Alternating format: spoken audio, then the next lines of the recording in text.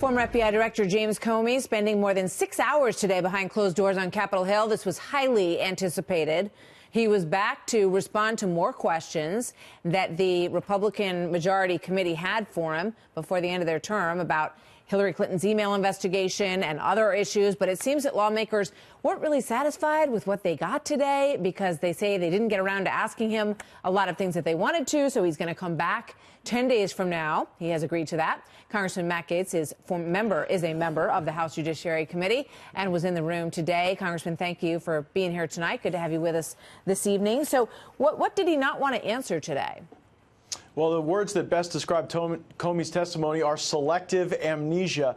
There was one part that I thought was particularly interesting. It describes his actions directly following his conversation with President Trump, where he believes the president may have obstructed justice by referencing the Michael Flynn investigation. As soon as Comey's done with the president, he prepares a memo and then meets with his senior team at the FBI. He couldn't tell us who was in the room, who was out of the room, and while he shared that the consensus was that they would not tell Jeff Sessions, they would not tell Rod Rosenstein, they would simply keep the information themselves, he would not share what McCabe's views were, what were the views of Bill Priestap or other people that may have been present. And I think that creates a problem for us because we want to get a sense of what people's viewpoint was during this particular critical moment in time. So that if the statement that the president said was so egregious, you feel that he should have shared it with more people and that perhaps it wasn't shared in a way that made it appear to be a big deal at that time? Is that what you're saying? Well, yeah, so in this sense, Martha, if the President of the United States committed a crime in Jim Comey's presence,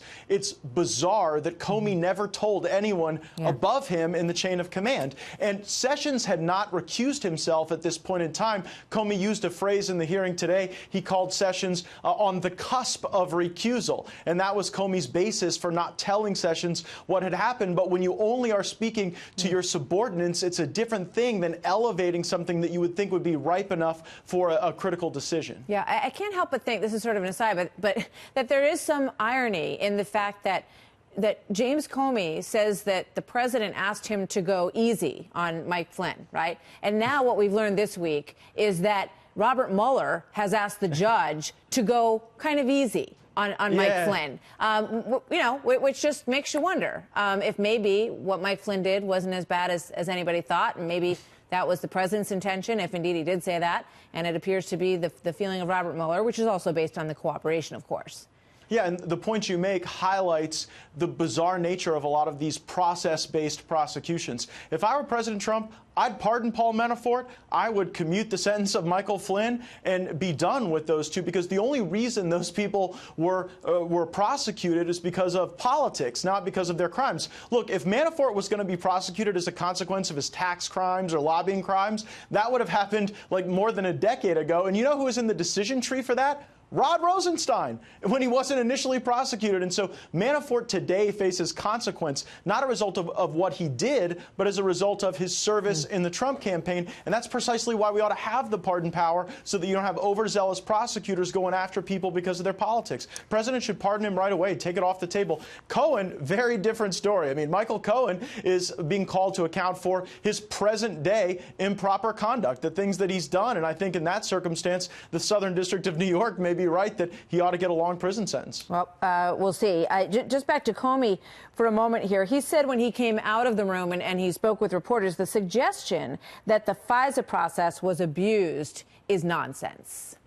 Well, he wouldn't answer a lot of questions about the FISA process, but I think it's notable that in the information presented to the FISA court, there was not an accurate description of who paid for what. This is another area where Comey's testimony today contradicted his own lawyer. Jim Baker talked about how uncomfortable and weird it was that he had come into possession of the dossier and was part of the chain of custody for that dossier. That's not something that general counsels of the FBI typically do. Today, Comey told us that he never knew that the Perkins Coie law firm was involved in taking money from the DNC and then using that money to pay Christopher Steele to say things and develop a story about the president. And so, like, that's pretty inconceivable to me that the general counsel of the FBI is uncomfortable coming into the chain of custody of evidence that had never happened before, and the director of the FBI somehow knows nothing about it. Yep, Another case of selective amnesia. That is very interesting. You know, the other thing is, the leak of Michael Flynn's name,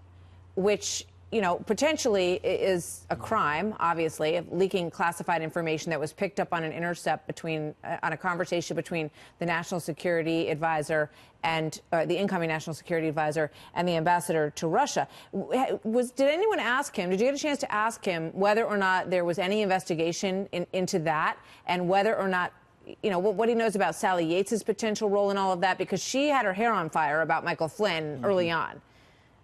Yeah, we should have asked more questions, but really a lot of the activity post-May 9, Comey did not have information on because he had been terminated. We did ask about Sally Yates, but that was largely in the context of why in the world Comey and the FBI and the Department of Justice allowed people who were associated with Hillary Clinton's criminal conduct to then, you know, be around her and to participate in some of the interviews that were occurring at that time. What did he say about that, you know, in terms of why Cheryl Mills was given immunity and why he wrote up his document of exoneration before he had even interviewed Hillary Clinton? Comey's answer was, well, you know, the other people associated with Hillary, we sort of decided they probably weren't criminals, and so, gee, it was unusual, but we didn't think it would hurt the case too much. When you have institutions like the FBI and Department of Justice depart from their normal practices to do these one-off deals for people in politics or celebrity figures, it erodes our confidence that justice is blind and that it's equal for everyone. And I think that you don't have to just take congressional Republicans' word for it. Even the Democrat Inspector General, Michael Horowitz, said that Comey had a problem where he would regularly exceed the role of the FBI director. He would break the chain of command and he would simply take it upon himself to make all the major decisions. We saw that James Comey ego on full display today. All right, I just want to ask you, one more question with regard to Paul Manafort, and because you said you believe that he should be pardoned. Yeah. Have you read this document that came out tonight? I was able to look through it, and it's not a function of Manafort's actions. It is why he is before the court. The only reason Paul Manafort is before the court is his association with the Trump campaign, not but he was the investigated. prior activities. Okay, I hear what you're saying, but he's investigated within the scope of the Russia investigation. That is one thing that appears to be within the scope. He was doing a lot of lobbyist work for the pro-Russian Ukrainian element in Ukraine. So it appears that he's well within the scope of this investigation, obviously. And it also appears that perhaps there were violations of his registrations for doing work for foreign governments. So you're saying all of that, none of that matters? None of that is the reason why he is being questioned. Again, like I think that if you have fruit of the poisonous tree, if you have an investigation that's been launched for political reasons, the fact that you find something unsavory about someone should not be used to try to leverage lies about the president. Remember, the reason Manafort had a filing against him by Mueller today is that he did not give Mueller the testimony that Mueller wanted. And so, like, one could reasonably read that to be that Mueller wanted to push Manafort beyond the truth, beyond the facts. Manafort wouldn't do it. Now he faces this serious consequence, perhaps because he wouldn't lie. But both things could be true. The treatment of him could be completely unfair, and he could also have violated the fair rules. Yeah, absolutely right. But I think that if the reason he's being called to account is initially because of politics, that the greater threat, right, to our legal system is that you have political-based prosecutions. The greater threat is not the FARA violation from Manafort. Thank you very much, Matt Gaetz. Good to talk to you tonight. Thank you for being here.